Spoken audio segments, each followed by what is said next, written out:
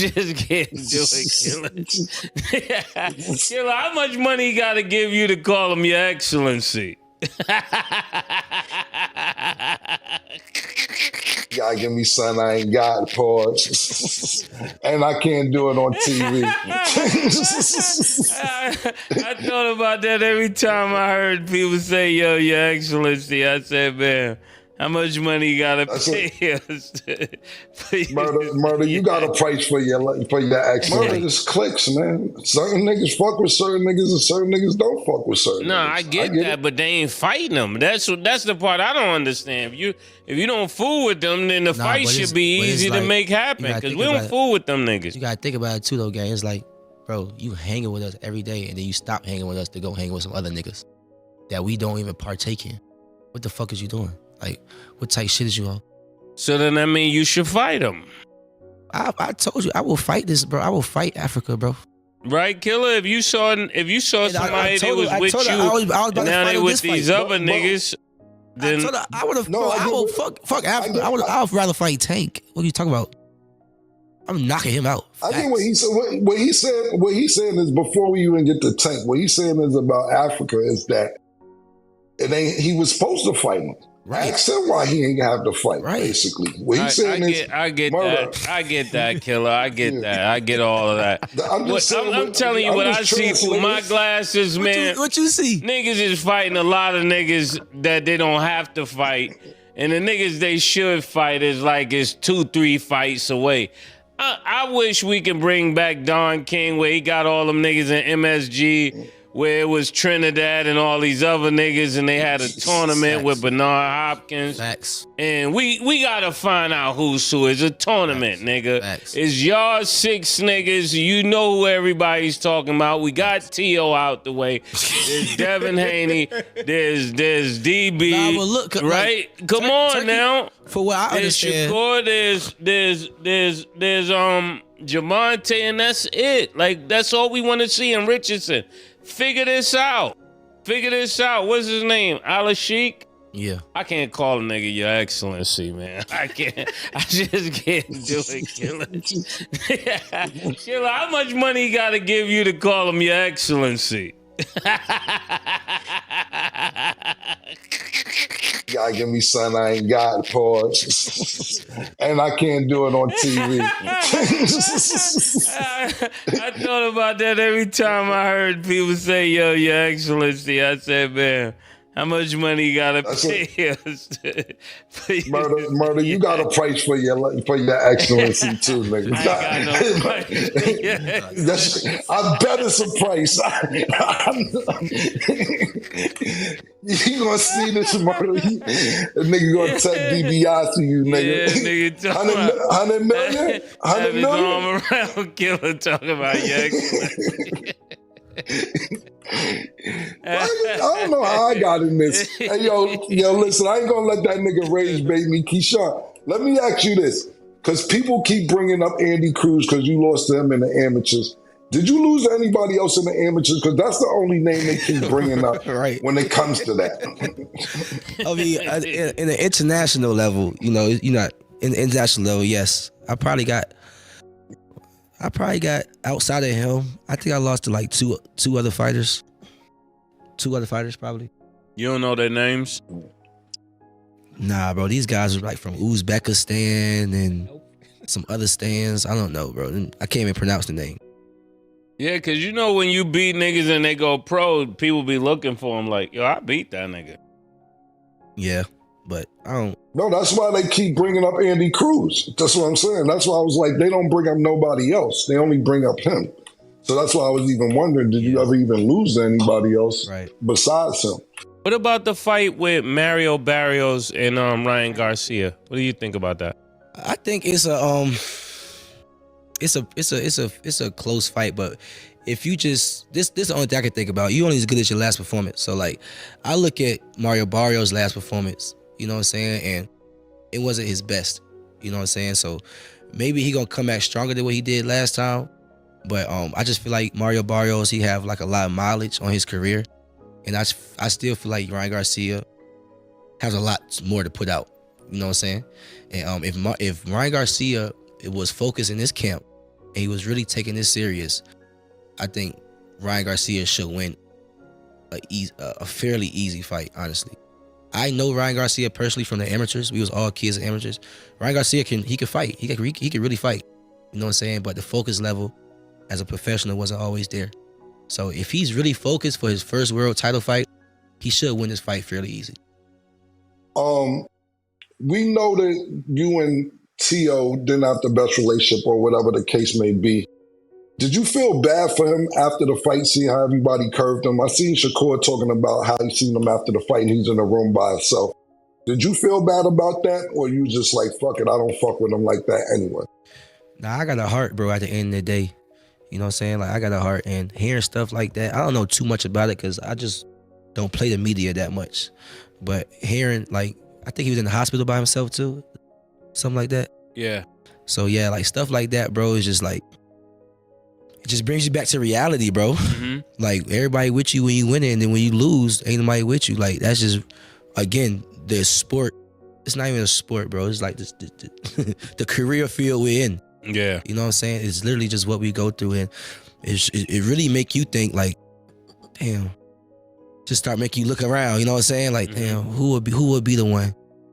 You know what I'm saying? Thank God that I went through my little circumstance, and I know the people around me is like solid for sure. You know what I'm saying? People around me watch my kids, watch my son. I'm sorry, Lord have mercy, my kid. Yeah. You know what I'm saying? But yeah, man, it's sad, bro. That's super sad, bro. And I'm gonna say one more thing too about Tio. I always gave Tio a little grace, even though he a little weird. But when I had my circumstance back in June, Yeah, Keon, he shouted you out. you know what I'm saying? Yeah. He showed me love, bro. And he was like, man, right now you need to pray for this kid. I know what mental health looks like and so on and so forth. And I'm like, damn, out of all people, Tio is saying this? It made me like, yo, I ain't calling bro out no more. Like, you cool with me, bro. If it makes sense, we gonna fight. You know what I'm saying? But cause I don't want to do it to you. But it just like brought me back to reality hearing that, bro. It really did. Like, wow, this is really what we go through. So I got one more question, Mace. I don't know if you have any more. Yeah. If you do fight Devin, what weight would you want to fight him at? I want to fight him at his weight. I want to go to 147 and fight him at his weight. Like, it's weird because, like, I know y'all seen the video when I was talking to his father. Yeah. And he's saying, he told me to stand on my word. Yeah, he said stand on your word. Now he's out here calling out other fighters. He's literally calling out other fighters at 154. So, damn, you ain't standing your word and I'm making you run out your own weight class? Like, what we talking about here? Like, you really... I wouldn't say you scared of me because fighters aren't really scared of fighters, but you're ducking me? Like, what is it about? You don't think fighters are scared of fighters? And I DM Bill. There's Yes, some fighters yes, scared of yes, fighters. Yes, but I DM Bill after the fight. I told him, I said,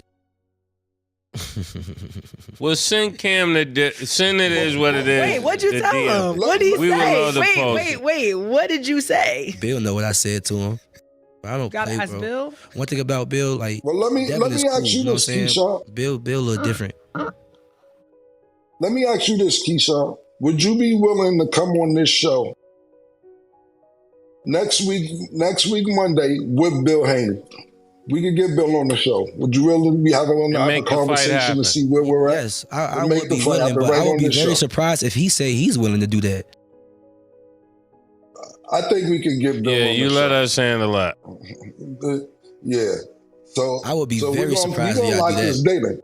Say it again. I said we're gonna try and lock this date in. Murder gonna talk to you after this, but I'm gonna call Bill tomorrow, and we're gonna see whether I don't know if he's still on the West Coast or not, but hopefully it can be face to face. But if not, we'll definitely get him on Zoom. But I think he'll show up, and this way it don't have to be no back and forth. He said, she said. We'll both have y'all on the show, and then we can know. He could tell us what was in the DMs. And we can see who ducking smoke and who not. So if you're willing to come back on the show, There's no way I could be I'll try ducking and smoke. get I'll do Bill all on these show. antics. I done put up at bro crib out California. You know what I'm saying? Like, God damn, there's no way Keyshawn can be ducking. Why haven't you respond yet, Bill? Nothing. Tio nothing? did the same thing though. In the defense of that, Tio did all them shenanigans and then went out there and then throw a punch. I gotta keep it real. We talking about the amazing right now, the businessman. I know that's why it's a show. I gotta do my job, you know. You gotta do your job. Hey, shout out to him. He cool dude. You know what I'm saying? Even Devin, you know, he all right. You know what I'm saying? But Bill, he's out. Bill, get Bill on this show for sure. Get Bill on this show. All them antics he be doing with other fighters, I wish he would try with me, bro. For real. I'm a lock it in. We definitely got to see it. Okay, Keyshawn, where can everybody follow you and stay along to tune into your journey? Follow me on Instagram, DB3 Promotions. Also follow me on Instagram under my name, Keyshawn Davis. And I do want to close out one more time saying April 4th at the ODU Trotway Arena. Kelvin Davis headlining. My younger brother Keyshawn Davis is the co-main feature. It's gonna be a sellout event. It's gonna be a sold out event. We are 3 black men. Congratulations too. Thank you. Yes, congratulations. Thank you. And how can people donate to DB3? The link is actually in my bio under my on my Instagram is Keyshawn Davis. My Instagram is Keyshawn Davis, and the link is in my bio. You know what I'm saying? Mm-hmm. If y'all want to share it up here, I can give y'all the link too. Yeah, give us the link. For sure. Appreciate it. Okay, thanks for joining us, Keyshawn. I appreciate y'all, man. Appreciate you. Boxing has a brutal way of exposing who is really in your corner the second the judges reveal the final scorecards. One night, you're the face of the sport, surrounded by cameras, coaches, family, and countless people proudly calling themselves your closest friends. Then one loss changes everything, and suddenly that same crowd disappears faster than anyone expects. That harsh reality is exactly what unfolded for Teofimo Lopez, and now rising contender Keyshawn Davis has opened up about it in an interview that has fans across the boxing world paying close attention. What began as a casual conversation quickly turned into something far more revealing. The laughs faded, the jokes became personal, and for a few moments, the trash talk was replaced by complete honesty. Before long, the discussion shifted from playful banter about loyalty and locker room politics into one of the most genuine interviews you'll hear from a professional boxer this year. By the end, Keyshawn was speaking about hospital rooms, mental health, and the kind of isolation champions rarely admit exists. And trust me, this is where the story takes a turn you probably didn't see coming. The interview started with a conversation about loyalty, rivalries, and why certain disagreements in boxing never actually lead to a fight. Keyshawn offered an interesting perspective that immediately stood out. He explained that in boxing, there's a clear difference between people who constantly talk about problems and those who are actually willing to settle them inside the ring. He also pushed back on the idea that every disagreement between fighters automatically deserves a showdown. Sometimes, he said, two people simply move in different circles, and outsiders mistake that distance for real bad blood. The hosts weren't letting him off that easily. They brought up a specific fighter named Africa, asking if Keyshawn would ever step into the ring against him. Keyshawn didn't hesitate with his answer. He admitted he'd absolutely take the fight if the opportunity came, but joked there were several bigger names he'd rather face before that matchup made sense. It was another reminder of his personality, competitive, confident, and never afraid to laugh while making his point. From there, the conversation shifted towards something boxing fans have wanted for years, a true tournament featuring the biggest stars. Keyshawn looked back at the Don King era when legendary nights at Madison Square Garden featured icons like Felix Trinidad and Bernard Hopkins on stacked cards built to answer one question: who is truly the best? He said boxing desperately needs to bring that format back, instead of relying on endless one-off fights that leave social media debating what should be decided inside the ropes. Then he started naming the fighters he believes belong in that kind of tournament. Deante Tank Davis was the first name he mentioned without hesitation. Devin Haney followed, along with Shakur Stevenson, one of the most technically gifted fighters of this generation. Keyshawn continued listing top contenders, making it clear he believes the lightweight and junior welterweight divisions are overflowing with talent, far more than casual fans realize. According to him, there are at least 5 or 6 elite fighters who still need to face one another before anyone can honestly claim to own the division. The mood lightened for a moment when the host mentioned a nickname that's been attached to one particular fighter for quite some time. Keyshawn couldn't hide his reaction. He flat out admitted he refuses to call another boxer by a title like that, no matter how popular it becomes online. Then he laughed and joked that someone would have to pay him a serious amount of money before he'd ever use that nickname. On camera, it was a funny exchange, but it also reveals something important about his mindset. He's confident enough to respect other fighters without exaggerating his status just because social media decided a catchy nickname should stick. The discussion eventually turned to Keyshawn's amateur career, especially the loss fans constantly bring up against Andy Cruz. Keyshawn addressed it directly, without making excuses or trying to rewrite history. He openly acknowledged the defeat, but reminded everyone that Andy Cruz wasn't the only fighter to beat him during his international amateur career. In fact, he pointed out there were at least 2 more losses against opponents from countries whose names he joked he still struggles to pronounce today. His bigger message was simple but powerful. Why does one loss get replayed over and over while the others are almost never mentioned? According to Keyshawn, the answer has less to do with those amateur fights themselves and far more to do with which opponents eventually became bigger professional stars. Next, the conversation shifted toward one of the biggest upcoming fights generating buzz throughout boxing, Ryan Garcia versus Mario Barrios. Keyshawn gave an honest breakdown without trying to sugarcoat anything. He praised Barrios as a tough and experienced fighter, but also admitted the veteran has absorbed plenty of wear throughout his career and didn't look his sharpest in his latest outing. On the other side, Keyshawn spoke about knowing Ryan Garcia since their amateur days as young kids. He made it clear that Ryan's natural talent has never been questioned because the ability is obvious to everyone. The real issue, in Keyshawn's opinion, has always been staying consistent with preparation and maintaining complete focus before fight night. His prediction was straightforward. If Ryan commits fully to training camp and stays locked in, he should win the fight comfortably, especially with a world title hanging in the balance. Then the interview reached its most emotional moment, and honestly, this is the part everyone is talking about. The host brought up Teofimo Lopez and asked Keyshawn what went through his mind after watching everything that happened following Teofimo's recent defeat. Everyone knows the relationship between Keyshawn and Teofimo hasn't exactly been friendly over the years. They've exchanged tension, subtle shots, and the kind of rivalry boxing fans love following across interviews and social media. But once the conversation became serious, Keyshawn's tone changed completely. He explained that he had heard Teofimo was left alone after the fight. Reports claim Teofimo was sitting by himself in a private room, far away from the cameras and the people who had surrounded him only hours earlier. Some reports even suggested he later spent time in a hospital room with very few people by his side, and that detail hit harder than most fans expected. Keyshawn's reaction caught a lot of people off guard because it was the last response most fans expected from someone considered a rival. He simply said he has a heart, and hearing a story like that instantly reminds you what truly matters. According to him, success attracts crowds, but the moment you lose, those same people quietly disappear. He even stopped himself mid-thought to explain that boxing isn't just a sport, it's a career, a lifestyle, and moments like these reveal exactly who's genuinely in your corner and who's only around when everything is going well. Then the conversation became even more personal. Keyshawn opened up about a difficult health scare earlier this year, though he chose not to reveal every detail. He explained that experience showed him who was truly loyal because the people who mattered stayed close when life became difficult instead of walking away. And here's the part that surprised everyone. Despite all the history between them, Teofimo Lopez reached out during that difficult period. Keyshawn revealed that Teofimo offered support, encouraged people around him to pray, and spoke from a place of real understanding about mental health struggles. He admitted that moment stayed with him. Out of everyone, Teofimo was one of the people who checked in, and that completely changed the way Keyshawn viewed him on a human level. He also made it clear that this doesn't erase whatever business they may eventually settle inside the ring, but it absolutely changed something on a personal level. If you really think about it, this says something much bigger than one rivalry.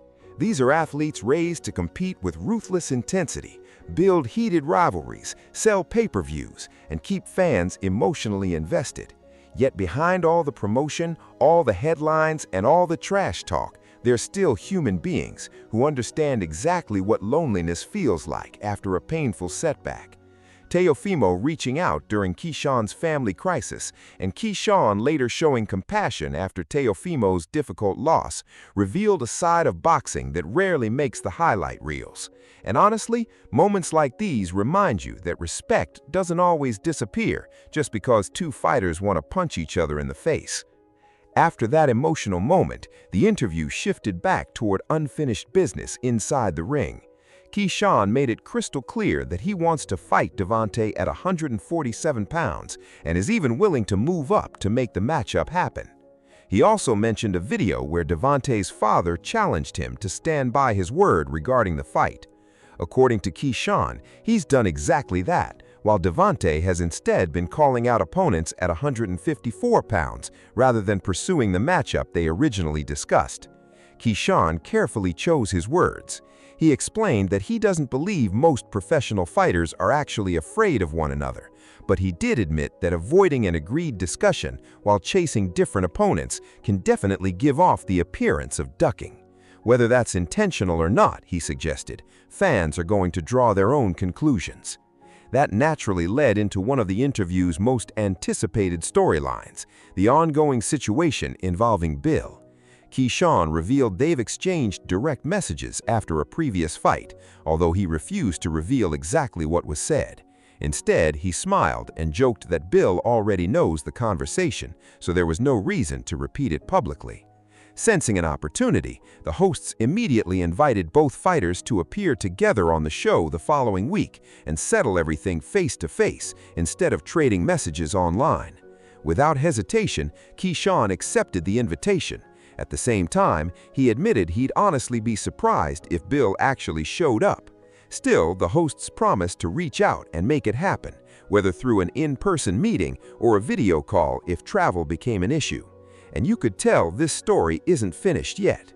Keyshawn used that opportunity to send one final message to anyone questioning his willingness to face real confrontation.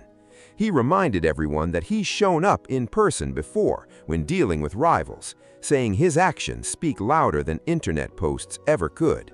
He drew a sharp line between fighters who build confidence behind a keyboard and those who actually show up when the opportunity is sitting right in front of them. According to Keyshawn, if Bill receives the invitation and chooses not to respond, fans will already have their answer about who's really avoiding smoke. It was a confident statement, but one that clearly put the pressure on the other side. The interview also included a lighter moment that broke some of the tension.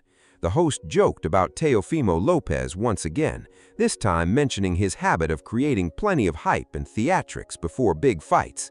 Keyshawn smiled and almost reluctantly admitted that despite everything between them, Teofimo usually backs up his words once the opening bell rings. It wasn't a huge compliment, but it was genuine respect all the same. And honestly, those small moments show a different side of boxing that gets often lost in the noise. Acknowledgements often tell you more about a rivalry than loud insults ever could. As the conversation wrapped up, the focus shifted from personal stories back to business. Keyshawn announced an upcoming fight card scheduled for April 4th, predicting the arena would completely sell out. What makes the event even more special is that his younger brother will also compete on the same card in the co-main event, giving fans the chance to watch both brothers perform on one unforgettable night. Keyshawn spoke proudly about the accomplishment, explaining that the promotion represents 3 black men building something meaningful together in a sport that doesn't always make that journey easy. It was a moment that clearly meant a great deal to everyone sitting in the room. Beyond promoting the event itself, Keyshawn also used the interview to highlight a charitable initiative connected to his promotional company. He encouraged viewers and listeners to support the cause by donating through the link available on his social media platforms. It served as another reminder that his vision extends well beyond winning fights. Building a successful promotional company, helping his family grow within the sport, and giving back to the community are all part of the legacy he's trying to create, and that's a side of fighters that often gets overlooked. Looking back at the entire interview, one thing stood above everything else. It wasn't the playful trash talk, the debates over weight classes, or the discussions about amateur losses. The most powerful moment came when Keyshawn Davis, despite his well-known rivalry with Teofimo Lopez, chose compassion over ego when he easily could have added to the criticism. In today's fight game, where headlines are built on conflict and disrespect, seeing a rival openly admit he felt bad watching another fighter struggle was genuinely refreshing. It reminded everyone that behind every championship belt and every heated rivalry is still a real person dealing with real emotions. Teofimo Lopez has already built one of the most memorable careers of this generation. He shocked the boxing world by defeating Vasily Lomachenko when very few people believed he could pull it off. Since then, he's captured multiple world titles and headlined some of the sport's biggest events. But every champion eventually faces difficult moments, and how fellow fighters respond during those moments often reveals just as much about boxing as the victories themselves. Watching someone with every reason to stay silent or even celebrate a rival's downfall instead offer genuine empathy was one of the rare moments where humanity broke through all the noise of modern boxing promotion, and sometimes those moments leave the biggest impact of all. It also leaves boxing fans with a bigger question that deserves some real thought. How much of the online trash talk, the call-outs, the nicknames, and the constant back and forth is genuine hatred, and how much of it is simply part of promoting the next big fight? Keyshawn's story about Teofimo reaching out during one of the hardest moments of his life suggests there's often far more respect behind the scenes than the public ever gets to see. Beneath all the headlines and social media drama, there can still be real concern between men who are expected to be enemies. Fighters understand something most fans only witness from the outside. They know what it feels like to suffer a crushing defeat in front of millions of people, then walk into complete silence once the cameras stop rolling and everyone else moves on. For Keyshawn Davis, this interview became about much more than discussing future opponents or calling out other fighters. It gave fans an unfiltered look into the way he views boxing, loyalty, respect, and the emotional price that comes with competing at the highest level.